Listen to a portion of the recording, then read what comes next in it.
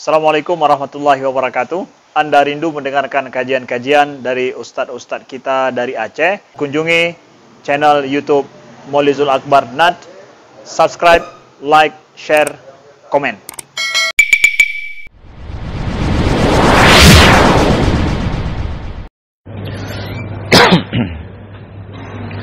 Bismillah.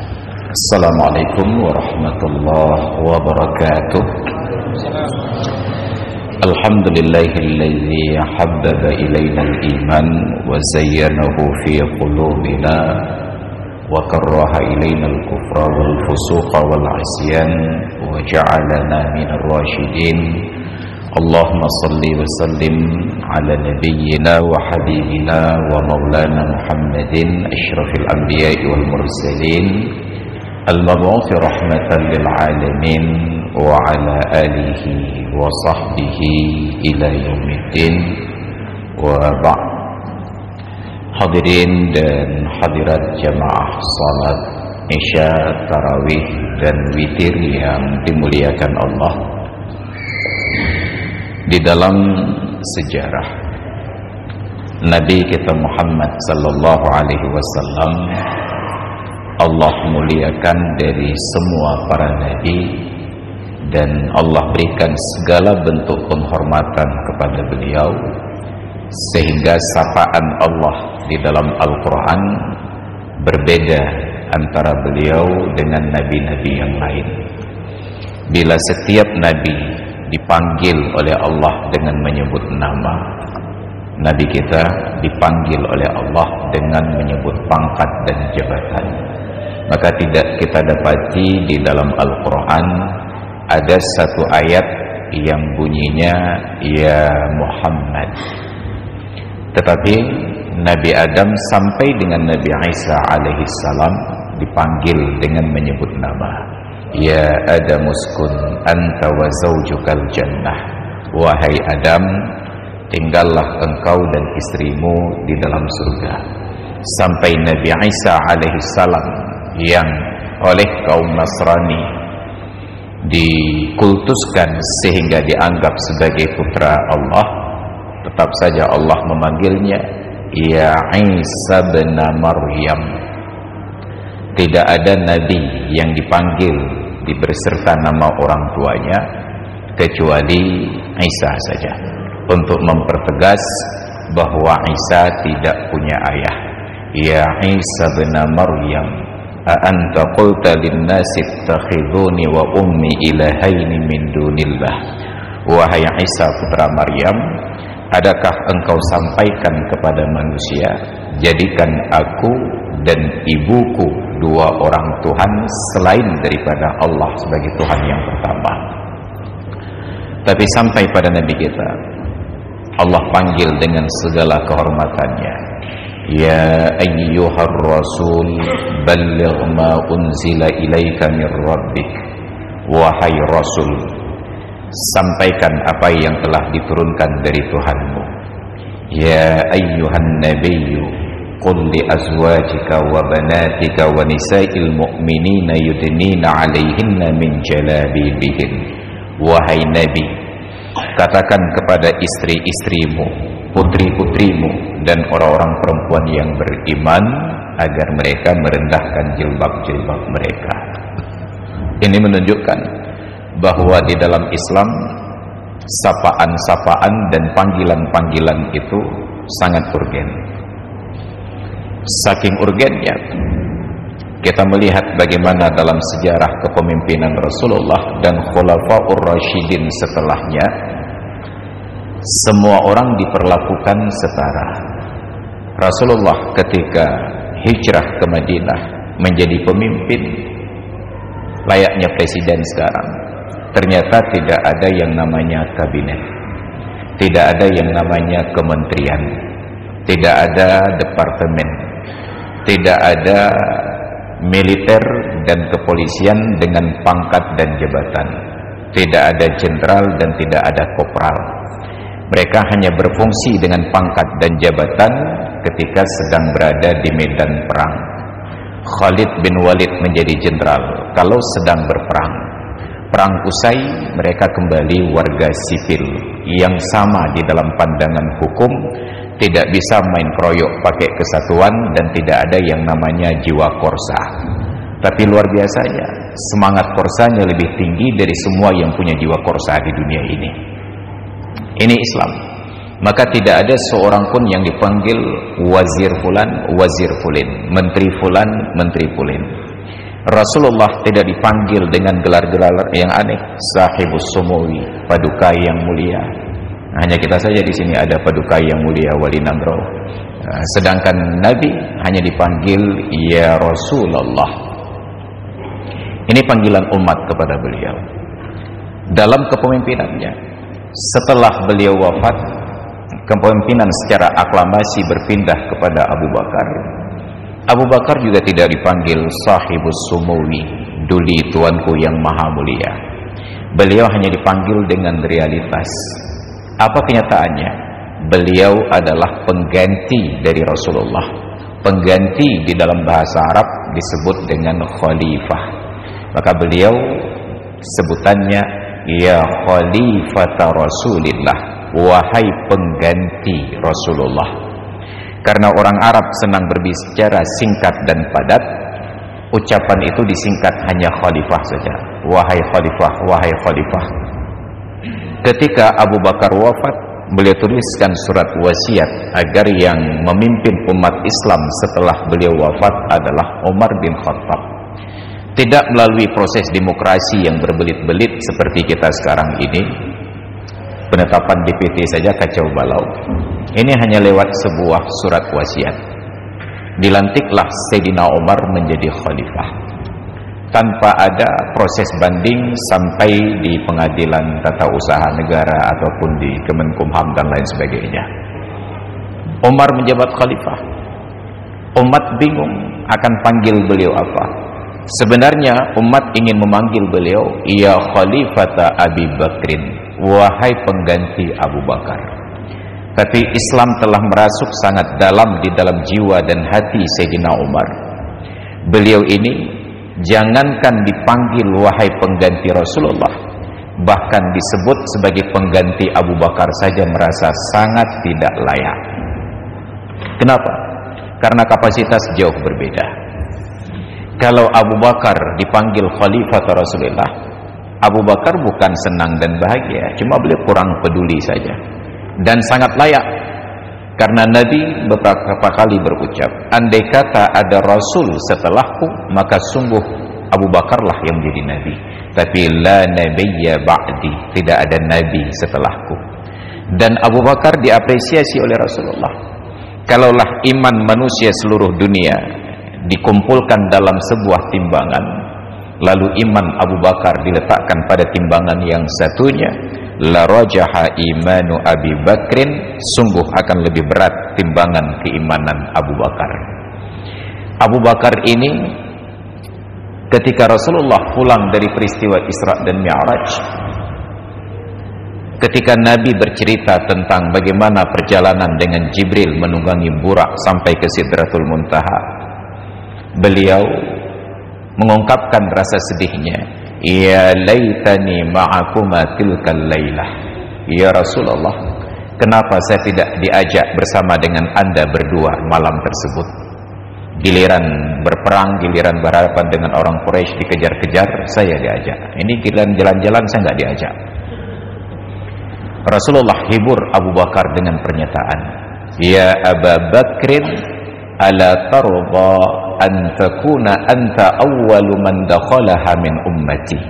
Wahai Abu Bakar, tidakkah engkau merasa puas, merasa senang, merasa ridha bahwa semua surga itu engkaulah yang pertama kali memasukinya dari kalangan umatku?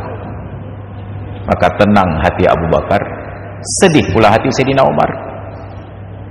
Inilah kalau bersahabat dengan banyak orang, tidak sanggup memuaskan semuanya. Abu Bakar, Sayyidina Umar tahu diri, beliau tidak minta masuk surga. Apa kata beliau? Ya laitani sya'ratan fi sadri Abi Bakrin. Ya Allah, kenapa tidak engkau jadikan aku dalam wujud selembar bulu yang tumbuh di dada Abu Bakar? jangan jadikan aku sebagai Umar Al-Faruq yang perkasa, tapi jadikan aku ya Allah selembar bulu, tapi syaratnya tumbuh di dada Abu Bakar. Kenapa? Beliau tidak yakin Umar akan masuk surga, tapi beliau sangat yakin bulu dada Abu Bakar tidak akan dicukur sebelum masuk surga, maka berikut dengan bulu dadanya akan masuk surga. Maka Umar tidak percaya diri untuk menyatakan diri sebagai pengganti Abu Bakar, apalagi sebagai pengganti Rasulullah. Maka beliau minta umat memanggil beliau dengan sebutan ya Amirul Mukminin, wahai orang yang memimpin, memerintah orang-orang yang beriman. Maka panggilan Amirul Mukminin itu kekal sampai pada kekhalifahan Islam yang terakhir, Sultan Abdul Hamid II di generasi Turki Utsmani. Lalu kekhalifahan Islam tumpas di tangan Mustafa Kemal Atatürk. Terjadi revolusi Turki tahun 1924. Tersungkur. Makanya Recep Tayyip Erdogan punya tekad, kita akan bangkitkan kekhalifahan Islam dari tempat di mana kekhalifahan itu tumbang. Maka hari ini umat Islam punya harapan besar di bawah kepemimpinan beliau yang sudah menunjukkan dedikasi dan bukti nyata betapa Turki yang dulunya mengemis menjadi anggota Uni Eropa, hari ini Uni Eropa berharap pada Turki untuk mendapatkan rekomendasinya. Dulu lira, mata uang Turki yang tidak berharga, sekarang menjadi mata uang yang paling kuat di dunia. Berusaha digoncang oleh Eropa, oleh musuh-musuhnya, tapi tetap bertahan. Beda jauh dengan rupiah mata uang kita. Ini yang terjadi. Maka Sayyidina Umar minta agar beliau dipanggil dengan sebutan wahai pemerintah umat orang-orang yang beriman. Tapi hari ini ketika ada orang memimpin orang yang beriman, mereka hampir tidak layak disebut Amirul Mukminin. Mereka lebih layak disebut sebagai ya Ajirul Mukminin. Ajirul Mukminin pertama kali diucapkan oleh Muslim Al-Khawlani, Abu Muslim Al-Khawlani. Beliau seorang yang hidup sezaman dengan Rasulullah, tetapi tidak masuk dalam kategori sahabat. Beliau hanya masuk kategori tabi'in. Kenapa? Beliau hidup dan besar di negeri Yaman, berdakwah di negeri Yaman, baru sampai ke Madinah ketika Sayyidina Umar yang menjabat khalifah. Beliau berdakwah di Yaman tidak kalah dahsyat daripada dakwah Nabi Ibrahim alaihi salam, dan sejarahnya hampir mirip-mirip. Kalau Nabi Ibrahim dibakar oleh Namrus di api unggun dan selamat, maka Abu Muslim Al-Khawlani dibakar di negeri Yaman tapi beliau tetap selamat. Merasa dakwahnya sudah selesai di negeri Yaman, beliau berhadapan dengan seorang nabi palsu yang bernama Aswad Al-Unsi. Dia pengaruhi kekuasaan, lalu ditekan Abu Muslim Al-Khawlani, dan di akhir langkahnya dia ancam, kalau engkau tidak bersaksi bahwa asyhadu an la ilaha illallah wa asyhadu anna Aswad Al-Unsi Rasulullah, engkau akan dibakar. Semua bentuk tekanan tidak mempan, sampai akhirnya diikat pada sebuah tiang, disiapkan kayu bakar, dipertanyakan di depan khalayak. Begitu ditanyakan, sedihkah engkau mengucapkan asyhadu an la ilaha illallah wa asyhadu anna Aswad Al-Unsi Rasulullah? Beliau pura-pura tuli. Apa? 3 kali diulang, 3 kali beliau pura-pura tuli. Apa? Saking kesalnya Aswad Al-Unsi dan raja yang berkuasa, akhirnya beliau dibakar sampai api padam. Jangankan badan, bulu, bahkan pakaian yang melekat di badannya pun tidak tersentuh api. Merasa dakwahnya tuntas, menjadi martir, umat Islam bergerak, kekuasaan itu ditumpas, dan Aswad Al-Unsi dibunuh. Beliau hijrah ke Madinah. Tidak ada kerabat yang beliau kenal. Singgah di Masjid Nabawi, duduk beriktikaf. Tidak ada kerabat yang dikenal. Ini menunjukkan dalam sejarah Islam, masjid bisa menjadi tumpuan harapan musafir yang tidak ada tempat untuk singgah. Tapi di negeri kita, masjid punya peraturan tersendiri di luar peraturan Islam. Dilarang tidur di dalam masjid. Ini bid'ah terbesar abad 21. Padahal dulu Nabi menjadikan masjid sebagai tempat tidur para sahabat yang berstatus jomblo, tapi disediakan ruangan khusus. Sekarang kita larang orang tidur dalam masjid. Maka saya gugat Masjid Raya Baitur Rahman. Kenapa ada larangan tidur di dalam masjid? Padahal di seputar Masjid Raya Baitur Rahman ada banyak para pedagang yang sebahagiannya tidak pernah masuk masjid kecuali untuk tidur saja. Bayangkan kalau tidur pun dilarang, kapan mereka masuk masjid? Setidak-tidaknya kalau mereka sempat tidur di masjid dan meninggal sedang dalam keadaan tidur tersebut, berita di kampung enak didengar. Pat abihumu di Masjid Raya Baitur Rahman, beritanya enak didengar. Begitu datang Sayyidina Umar untuk salat, melihat ada seorang tamu yang tidak dikenal dengan jiwa kepemimpinan, pemimpin yang tahu siapa warganya. Beda dengan pemimpin kita, tidak kenal warganya kecuali saat kampanye saja. Beliau datang mendekat. Anda dari mana? Beliau menjawab, saya dari Yaman, negeri yang diuji, difitnah oleh Allah dengan seorang nabi palsu. Iya. Yang di sana muncul seorang mujahid yang menentang dakwahnya. Iya. Dan mujahid itu berakhir di tiang pembakaran. Iya. Dan diselamatkan oleh Allah tanpa selembar bulu yang terbakar. Iya. Dan andakah orangnya? Iya, katanya. Maka Umar minta izin, izinkan saya untuk mencium kening Anda. Menangis Sayyidina Umar. Perjuangan kami belum seberapa dengan Rasulullah dibandingkan perjuangan Anda di negeri Yaman.